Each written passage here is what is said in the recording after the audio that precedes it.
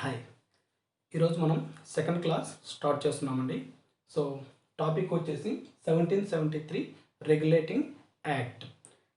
మనం ఇంతకుముందు క్లాస్లో ఏం చెప్పుకున్నామండి, 1600 నుంచి 1773 వరకు బ్రిటిష్ వారు భారతదేశంలో రాజ్యాధికారం అనేది ఎలా స్టార్ట్ చేశారు. ఆ తరువాత వాళ్ళు వసూలు చేస్తున్న ట్యాక్స్ కానీ అవి క్రమంగా లేకపోవటం వల్ల వీళ్ళు లార్డ్ బూర్కాయిస్ అనే ఒక కమిటీని వేసి ఆ కమిటీ నివేదిక ఏమిస్తుందని వెయిట్ చేసినప్పుడు చూస్తే ఆ కమిటీలు ఏం చెప్తారండి, ఇక్కడ ఉన్న బ్రిటన్ అధికారులు ఎవరైతే ఉన్నారో వాళ్ళు అందరూ ఇక్కడ లంచాలు తీసుకోవటం మొదలుపెట్టారు. సో అందువల్ల వీళ్ళ దగ్గర నుంచి అధికారం అనేది ఒక్కసారిగా కంప్లీట్గా బ్రిటన్ వాళ్ళు తీసుకుంటే ఇక్కడ ఉన్న భూస్వాములు బ్రిటన్ ప్రభుత్వం మీద తిరుగుబాటు చేస్తారు. కాబట్టి వీళ్ళు అలా కాకుండా ఒక క్రమ పద్ధతిలో నిదానంగా బ్రిటిష్ భూస్వాముల చేతుల్లో నుంచి అధికారము బ్రిటిష్ పాలనలోకి, అంటే కంప్లీట్గా బ్రిటిష్ యొక్క చక్రవర్తి పాలనలోకి ఎలా అవుతుందో ఈ చట్టం నుంచి స్టార్ట్ అవుతుందండి. ఓకే, సో వాటిలో మొట్టమొదటి చట్టం 1773 రెగ్యులేటింగ్ యాక్ట్.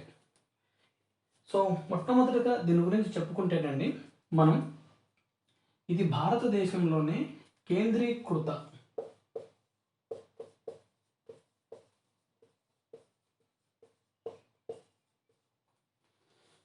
ఈ చట్టం భారతదేశంలోనే మొట్టమొదటిగా కేంద్రీకృత పాలనకు స్టార్ట్ చేయబడిన చట్టం అండి. కేంద్రీకృత పాలన అంటే ఇక్కడ ఆల్రెడీ మనం ఇంతకుముందు చెప్పుకున్నామండి ప్రీవియస్ క్లాస్లో. మద్రాస్,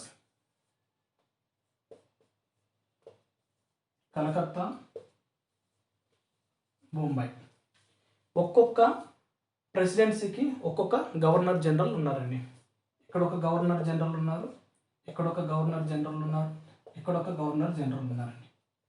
ఓకే, సో వీళ్ళు బ్రిటిష్ వాళ్ళు ఎప్పుడైనా ఒక మీటింగ్ పెట్టినప్పుడు కానీ లేదా బ్రిటిష్ ప్రభుత్వం నుంచి ఈ భారతదేశంలో పాలనకు సంబంధించి ఏదైనా విషయాలు చెప్పాలంటే ఇక్కడ ఉన్న ఈ ముగ్గురు గవర్నర్లని బ్రిటన్కి రమ్మనేవాళ్ళండి.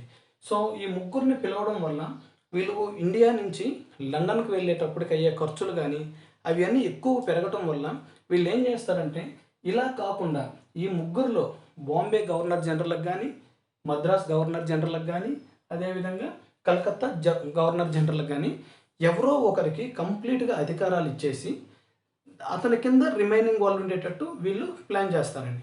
సో దాని ప్రకారమే ఇక్కడ మొట్టమొదటిగా ఈ యొక్క కలకత్తా గవర్నర్ జనరల్ ఎవరైతే ఉన్నారో అతనికి అధికారాలు ఇచ్చేసి ఇతని కింద వీళ్ళిద్దరు ఉండేటట్టు చూస్తారండి. కలకత్తా గవర్నర్ జనరల్ కింద బాంబే గవర్నర్ జనరల్, అదేవిధంగా మద్రాస్ గవర్నర్ జనరల్ ఉండేటట్టు ఉంచి, ఇప్పుడు ఈ ముగ్గురు పేర్లు గవర్నర్ జనరల్లేనండి. దానికోసం వీళ్ళు ఏం చేస్తారంటే కంప్లీట్గా ఈ గవర్నర్ జనరల్ అనే దాని నుంచి governor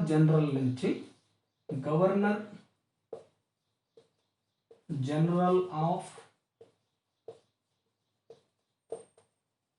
Bengal, okay, governor general post నుంచి గవర్నర్ జనరల్ ఆఫ్ బెంగాల్గా పేరు మార్చి కంప్లీట్గా అధికారం కేంద్రీకృతమై ఇక్కడ ఇతనికి అప్పగిస్తారండి. రిమైనింగ్ బాంబే కానీ మద్రాస్ గవర్నర్ జనరల్ ఇతని కింద వీళ్ళు ఉండాలండి. ఇది మెయిన్ పాయింట్ అండి. సో 1773 రెగ్యులేటింగ్ యాక్ట్ కింద కేంద్రీకృత పాలనకు గవర్నర్ జనరల్ నుంచి గవర్నర్ జనరల్ ఆఫ్ బెంగాల్గా మారుతుందండి.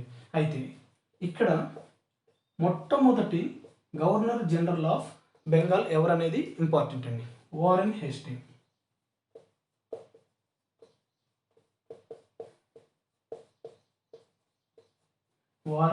హేస్టింగ్స్ ఇతని గురించి అండి ముఖ్యంగా చెప్పుకోవాలనుకుంటే మన భారతదేశంలో కలెక్టర్ వ్యవస్థను ప్రవేశపెట్టాడండి.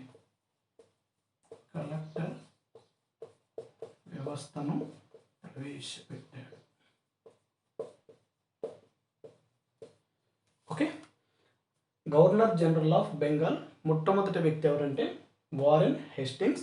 ఇతను ప్రవేశపెట్టింది కలెక్టర్ వ్యవస్థని ప్రవేశపెట్టాడండి. ఎందుకు ఈ కలెక్టర్ వ్యవస్థ అంటే, ఆల్రెడీ ప్రీవియస్ క్లాస్లో మనం చెప్పినట్టు రెవెన్యూ జిల్లాలు ఏవైతే రెవెన్యూ జిల్లాలు ఉన్నాయో ఇక్కడ నుంచి వీళ్ళు ట్యాక్స్ వసూలు చేయాలండి. ఆ ట్యాక్స్ను వసూలు చేయడం కోసమే వారెన్ హేస్టింగ్స్ కలెక్టర్ వ్యవస్థను ప్రవేశపెట్టాడండి. సో నెక్స్ట్ ఈ చట్టంలో ఇంకొక ఇంపార్టెంట్ పాయింట్ ఏంటంటే అండి, 1600 నుంచి 1600 నుంచి 1773 వరకు ఇక్కడ కంపెనీ పాలనలో వాళ్ళు ఏవైతే చెప్పుకుంటే అవే ఫైనల్ ఉండేదండి. కానీ ఇక్కడికి వచ్చేసరికి ఏం చేస్తారంటే వీళ్ళు 1773 నుంచి ఇక్కడ కంప్లీట్గా ఈస్ట్ ఇండియా కంపెనీ అధికారంలో వీళ్ళు ఈ వ్యాపారం కొనసాగించేవాళ్ళండి. సో ఈ చట్టం వచ్చిన తర్వాత దీనిని బ్రిటిష్ ఈస్ట్ ఇండియా కంపెనీగా, ఇది ఒక ప్రభుత్వ కంపెనీగా మారుస్తారండి.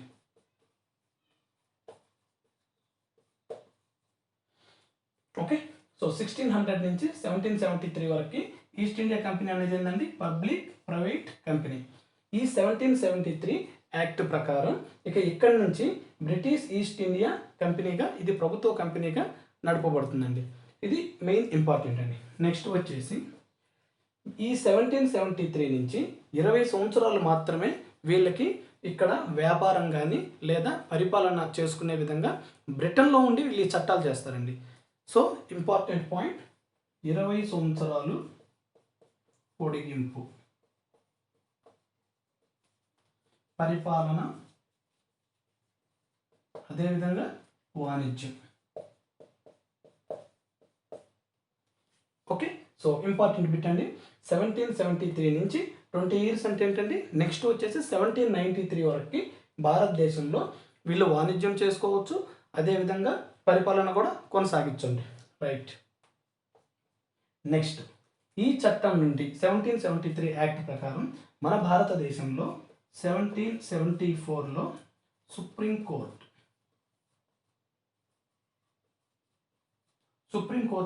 ఏర్పాటు అయిందండి. అది ఎక్కడ ఏర్పాటు చేశారంటే కలకత్తా.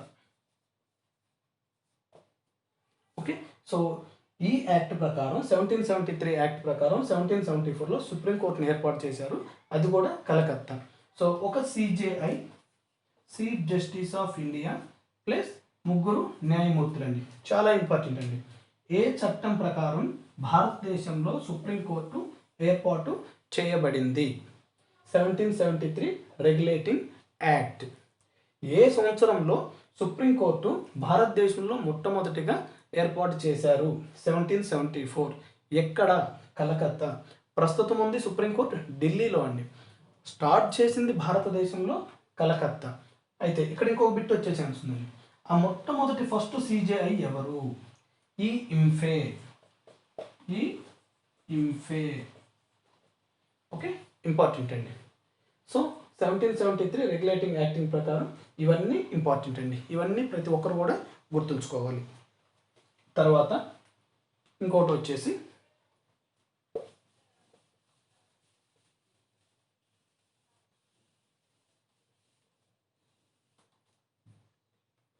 నెక్స్ట్ అండి, కోర్ట్ ఆఫ్ డైరెక్టర్స్.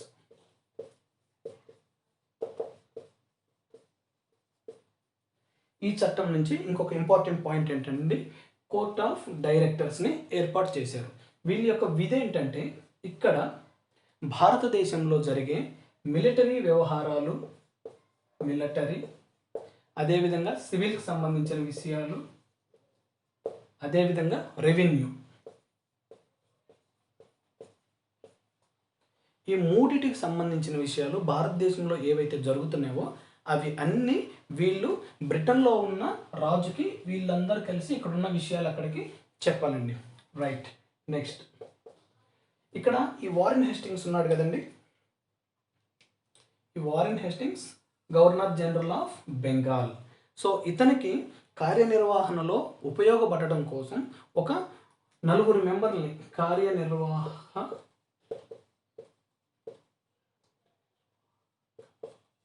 మండలి, ఒక 4 ఏర్పాటు చేశారండి. ఓకే, సో ఇవి 1773 యాక్ట్లో మెయిన్గా మీరు గుర్తుంచుకోవాల్సిన విషయాలండి. సో ఈ కార్యనిర్వాహక మండలి అంటే ఏంటంటే, ఇప్పుడు ఎగ్జాంపుల్ తీసుకుంటే ప్రజెంట్ ఇప్పుడు భారతదేశంలో పిఎం టు ప్రస్తుతం అండి, ఇప్పుడు పిఎం ఎలాగో ఆ రోజుల్లో ఇండియాకి ఈ యాక్ట్ ప్రకారం గవర్నర్ జనరల్ ఆఫ్ బెంగాల్. ఇప్పుడు ఈయన కింద ఈ కౌన్సిల్ ఆఫ్ మినిస్టర్స్ ఎలా ఉన్నారు, ఆర్థిక శాఖ కానీ, రైల్వే శాఖ కానీ, ఎడ్యుకేషన్ కానీ ఇట్లా డిఫరెంట్ ఏవైతే శాఖలు ఉన్నాయో అదేవిధంగా ఇతనికి సపోర్టింగ్ చేయడం కోసం కానీ అదేవిధంగా ఇతనికి సలహాలు ఇవ్వటం కానీ ఈ యొక్క కార్యనిర్వాహక మండలిలో ఉన్న ఈ నలుగురు అనేవాళ్ళు ఇతని కింద ఉండేవాళ్ళండి. సో ఎందుకంటే ఇక్కడ గవర్నర్ జనరల్ ఆఫ్ బెంగాల్కి కంప్లీట్గా పూర్తి అధికారాలు ఇవ్వరండి ఈ యాక్ట్లో. ఓకే, సో అందువల్ల వీళ్ళు నలుగురు డిసైడ్ అయ్యి తర్వాత అది కూడా ఇతనికి నచ్చితే అప్పుడు అది ఎగ్జిక్యూట్ అయ్యేదండి. ఇది కంప్లీట్గా 1773 రెగ్యులేటింగ్ యాక్ట్.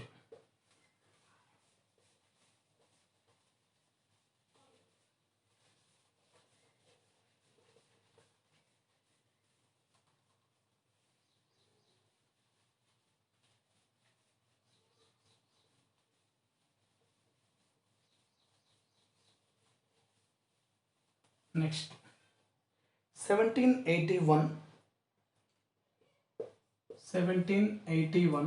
Settlement act.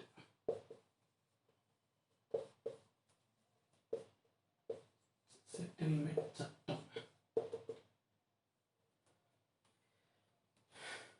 ఈ చట్టంకి అంత ప్రాముఖ్యత ఏం లేదండి, పేరులోనే ఉంది చూడండి, సెటిల్మెంట్ యాక్ట్ లేదా విస్తరణ చట్టం.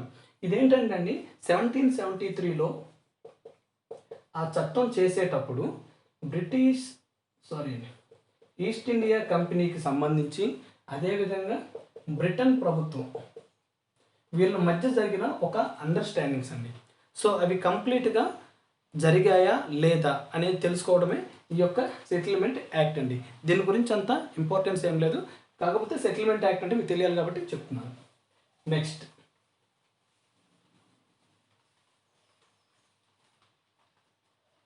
1781, 1784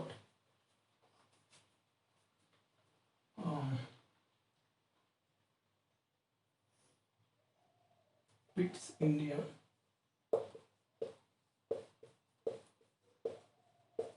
చట్టం. ఇది కొంచెం ఇంపార్టెంట్ అండి. 1784 క్విట్స్ ఇండియా చట్టం. సో ఇతను ఏంటంటే అండి 1773 రెగ్యులేటింగ్ యాక్ట్ చేసినప్పుడు 1773 అప్పుడు బ్రిటన్ ప్రధాని ఎవరంటే బ్రిటన్ ప్రధాని లార్డ్ నార్త్. ఓకే, సో ఇతని తర్వాత 1784 ఈ టైంకి వచ్చేసరికి అక్కడ బ్రిటన్ ప్రధాని పేరు వచ్చేసి పిట్స్ అండి. సో అతని పేరు మీద వీళ్ళు అతను చేసిన చట్టం కాబట్టి 1784 పిట్స్ ఇండియా యాక్ట్గా వీళ్ళు చెప్తారండి. సో ఈ యొక్క ప్రధానులను కూడా మీరు గుర్తుంచుకోవాలండి. ఓకే, కానీ ఇప్పుడు విషయం ఏంటంటే ఇక్కడ మనం చూస్తుంటాం, ఎప్పుడైనా ఏదైనా యూనివర్సిటీ వైస్ ఛాన్సలర్స్ కానీ ఎవరైనా మారినప్పుడు వాళ్ళ యొక్క గుర్తింపు కోసం ఏదో ఒకటి ఎగ్జామ్ పేపర్స్ చేంజ్ చేయటమో, అంటే ఎగ్జామ్ పేపర్స్ అంటే ప్యాటర్న్ అండి, 5 క్వశ్చన్స్ వచ్చాక 4 ఇవ్వటమో లేదా సిలబస్ చేంజ్ చేయటమో అలా ఉంటుంది. అదేవిధంగా ఇతను ప్రధానమంత్రి అయ్యాడు కాబట్టి ఇతను గుర్తింపు కోసం ఏవైతే 1773 యాక్ట్ ఉందో దీనిలో సవరణలు చేశాడండి, కొన్ని సవరణలు. ఓకే, సో ఆ సవరణలు ఏంటో మనం చూద్దాం. As it is away follow అవుతారు, బట్ కాకపోతే లిటిల్ బిట్ చేంజ్ ఉంటుందండి. సో ఫస్ట్ వన్, ఈ యొక్క బ్రిటిష్ ఇప్పుడు ఒకసారి చూడండి, భారతదేశంలో ఈ టైంకి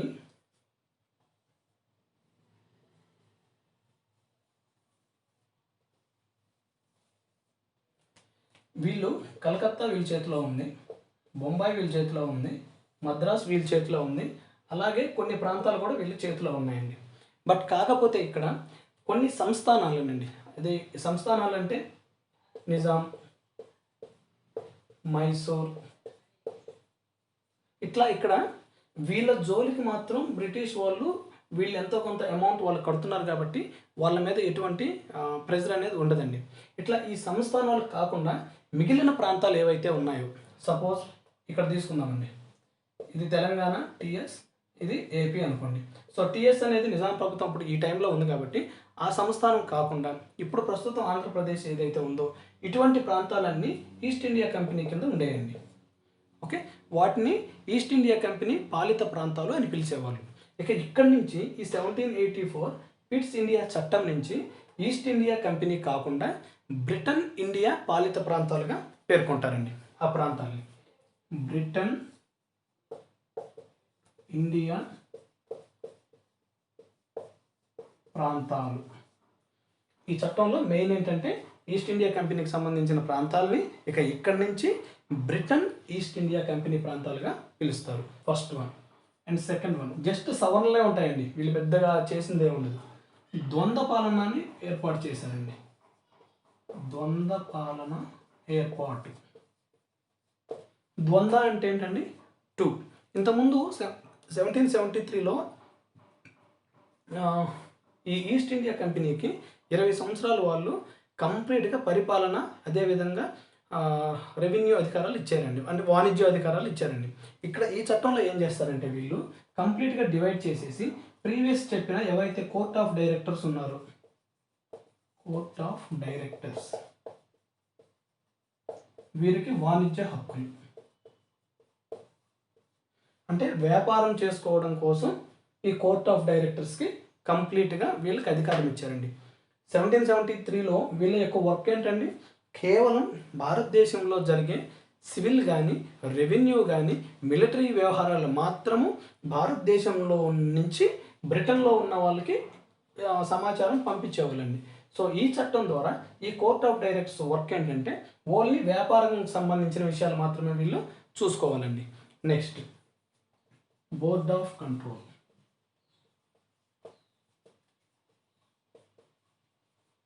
వీళ్ళు పరిపాలన వీళ్ళు చూసుకునేవాళ్ళండి. సో ద్వంద్వ పాలన ఏర్పాటు అంటే 2 అండి. సో కోర్ట్ ఆఫ్ డైరెక్టర్స్ కేవలం వాణిజ్య వ్యవహారాలు చూసుకునేవాళ్ళు, బోర్డ్ ఆఫ్ కంట్రోల్ మాత్రం పరిపాలనా వ్యవహారాలు చూసుకునేవాళ్ళండి.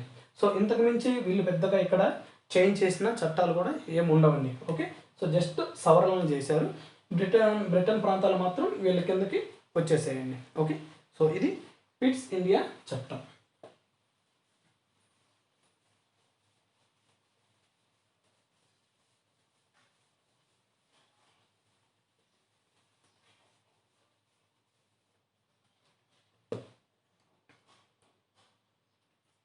అదేవిధంగా ఈ పిట్స్ ఇండియాలో ఇంకొకటి ఉందండి. పిట్స్ ఇండియా మెయిన్ ఏంటంటే అండి 1784 ఇంకొకటండి. అది ఏంటంటే ఈ కార్యనిర్వాహక మండలిలో ఇంతకుముందు చట్టంలో ఎంతమంది ఉండేవాళ్ళండి? 4 ఉండేవాళ్ళండి. అయితే ఈ 4 విషయం ఏంటంటే గవర్నర్ జనరల్కి కంప్లీట్గా అధికారాలు లేవు కాబట్టి ఇక్కడ గవర్నర్ జనరల్ ఉన్నాడండి. ఓకే, 4 1 2 3 4 వీళ్ళు ఎగ్జిక్యూటివ్ మెంబర్స్ అండి. సో ఎవరైనా సరే వీళ్ళిద్దరూ ఓకే చెప్పి వీళ్ళిద్దరు కానీ వద్దు అంటే ఆ పని కంప్లీట్గా గవర్నర్ జనరల్ చేయలేడండి. అంటే గవర్నర్ జనరల్ చేతిలో కంప్లీట్గా పవర్ లేదు కాబట్టి వీళ్ళలో ఎవరైనా సరే ఒక రాజ్యం మీదకి యుద్ధానికి వెళ్ళాలన్నా సరే, లేదా ఏదన్నా ఒక కార్యక్రమం భారతదేశంలో చేయాలన్నా సరే వీళ్ళ 4లో 3 ఓకే అన్నారండి. 3 మెంబర్స్ ఓకే అంటేనే అప్పుడు మాత్రమే గవర్నర్ జనరల్ ఆ పని ఎగ్జిక్యూట్ చేయగలరండి. సో వీళ్ళు ఏమవుతుంది, ప్రతి విషయంలో ఇద్దరు ఓకే అంటున్నారు, ఇద్దరు కాదంటున్నారండి. అందువల్ల గవర్నర్ జనరల్ ఎటువంటి వర్క్ చేయలేకపోతున్నారు. కాబట్టి ఈ పిట్స్ ఇండియా చట్టంలో ఏం చేశారంటే, ఇదంతా 1773 యాక్ట్ అండి. ఈ పిట్స్ ఇండియా యాక్ట్లో ఏం చేశారంటే ఈ కార్యనిర్వాహక మండలిని 4 నుంచి 3కి తగ్గించారండి. సో కార్యనిర్వాహక మండలి, సో 3 సభ్యులు, 4 నుంచి 4 మెంబర్స్ నుంచి 3కి తగ్గించారండి. సో 3 వ్యక్తులు. ఓకే, సో 4 అనేది ఇక్కడ లేదండి. కార్యనిర్వాహక మండలి గవర్నర్ జనరల్కి హెల్ప్ చేసేవాళ్ళు 3 వ్యక్తులు. సో ఇది పిట్స్ ఇండియా చట్టం. Next,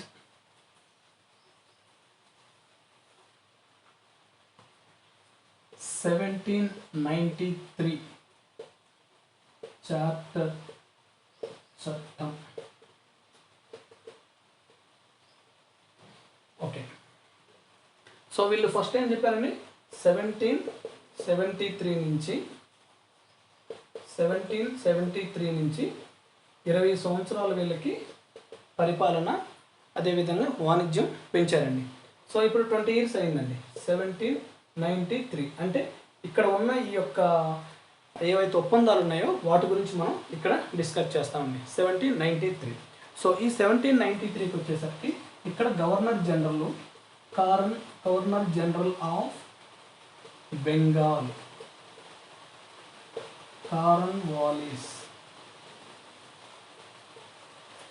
Cornwallis.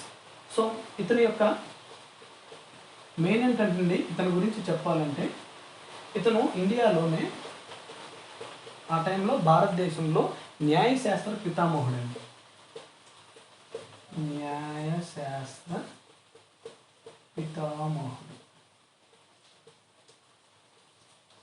అదేవిధంగా భారతదేశంలో సివిల్ సర్వీస్ అని ప్రవేశపెట్టాడండి.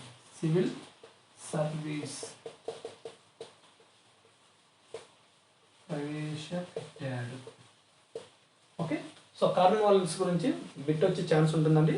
1793 చార్టర్ చట్టం అప్పుడు ఉన్న గవర్నర్ జనరల్ ఆఫ్ బెంగాల్ ఎవరు?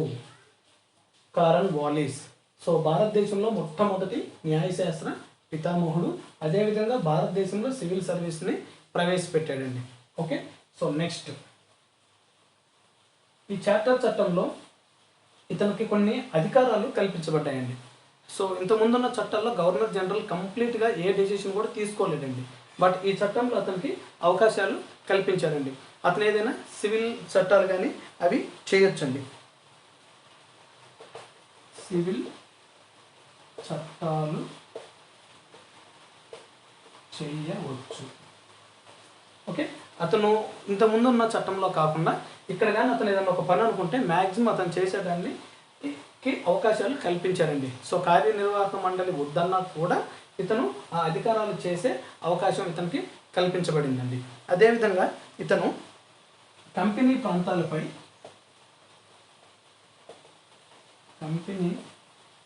ప్రాంతాలపై పూర్తిగా అధికారం కలదు.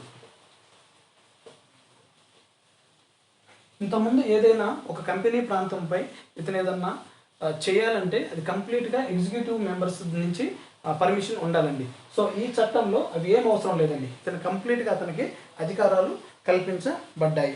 అదేవిధంగా మున్సిపాలిటీలకు చట్టబద్ధత కలిగిందండి. చట్టబద్ధత కల్పించబడింది. ఇది ఇంపార్టెంట్ అండి. సో ఏ చట్టం ద్వారా భారతదేశంలో మున్సిపాలిటీలకు చట్టబద్ధత కల్పించబడిందంటే 1793 యాక్ట్ అండి. So 1687 Madras,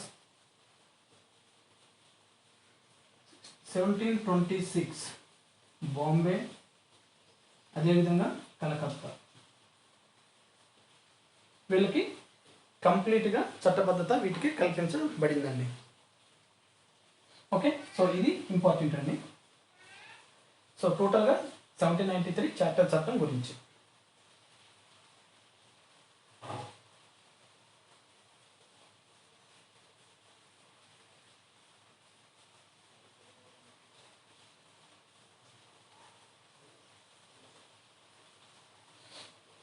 next 1813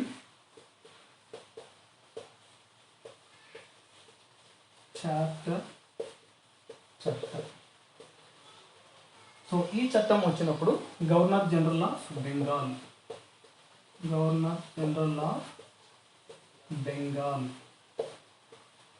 Minto 1.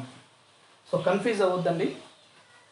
Minto 1 ఉంటాడు, అదేవిధంగా మింటో 2 కూడా ఉంటారండి.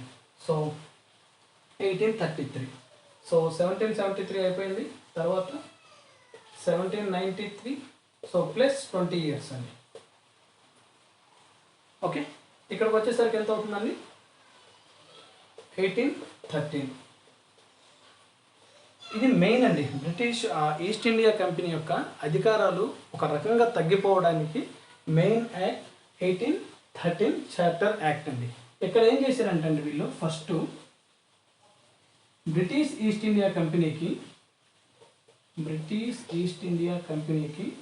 20 సంవత్సరాలు వ్యాపార హక్కులకు పొడిగించారు. రైట్. బట్ కాకపోతే గుత్తాధిపత్యాన్ని తగ్గించారండి.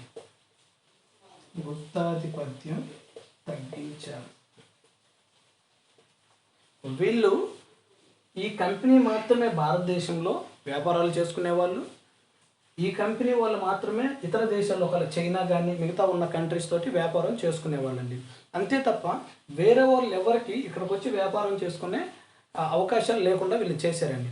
సో ఈ 1813 చాప్టర్ చట్టం ఏంటంటే బ్రిటిష్ ఈస్ట్ ఇండియా వాళ్ళకి 20 సంవత్సరాలు పొడిగించారు. బట్ కాకపోతే గుత్తాధిపత్యం అనేది తగ్గించారండి. కేవలం ఒక చైనాతో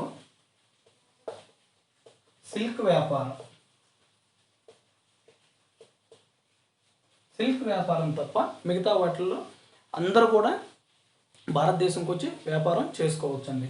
అదేవిధంగా తేయాకు, ఈ రెండు తప్ప మిగతా అన్నిటిలో గుత్తాధిపత్యం అనేది వీళ్ళు తగ్గించారండి 1813 చాప్టర్ ప్రకారం. నెక్స్ట్, కంపెనీ ఉద్యోగాలలో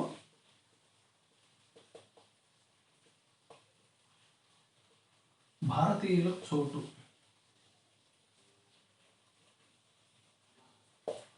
ఏవైతే కంపెనీ ఉద్యోగాలు ఉన్నాయో వాటిలో నుంచి ఇక ఈ చట్టం ప్రకారం భారతీయులకి ఉద్యోగాలు కల్పించారండి. నెక్స్ట్, ఏవైతే మున్సిపాలిటీస్ ఉన్నాయో మున్సిపాలిటీలకు వీళ్ళు స్వతహాగా ట్యాక్స్ వాళ్ళే డిసైడ్ చేయొచ్చు. అదేవిధంగా ట్యాక్స్ వాళ్ళే వసూలు చేయవచ్చు.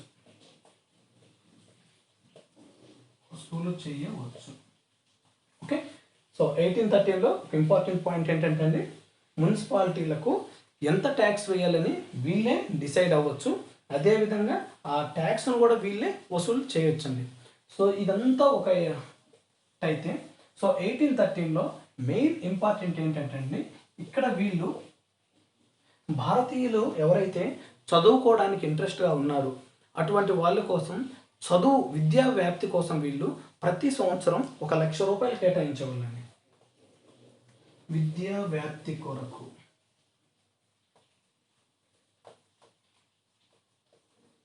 ప్రతి సంవత్సరం 1,00,000 రూపాయలు కేటాయించారండి. 1,00,000 రూపాయలు. అది కూడా క్రిస్టియన్ మిషనరీస్ తోటి ఏర్పాటు చేసి వీళ్ళందరికీ విద్యా అవకాశాలు కల్పించారండి. ఓకే. సో 1813 చాప్టర్ చట్టంలో మెయిన్ ఇంపార్టెంట్ వచ్చేసి బ్రిటిష్ ఈస్ట్ ఇండియా కంపెనీ యొక్క గుత్తాధిపత్యం తగ్గించారు. ఒక్క చైనాతో సిల్క్ అండ్ రిమైనింగ్తో తేయాకు తప్ప. అదేవిధంగా విద్యా వ్యాప్తి కొరకు 1,00,000 రూపాయలు వాళ్ళు ప్రతి సంవత్సరం మనం ఉంచాలని చెప్పి వాళ్ళు కేటాయించారండి. ఓకే. సో నెక్స్ట్ క్లాస్లో మళ్ళీ కలుద్దాం. Okay, bye.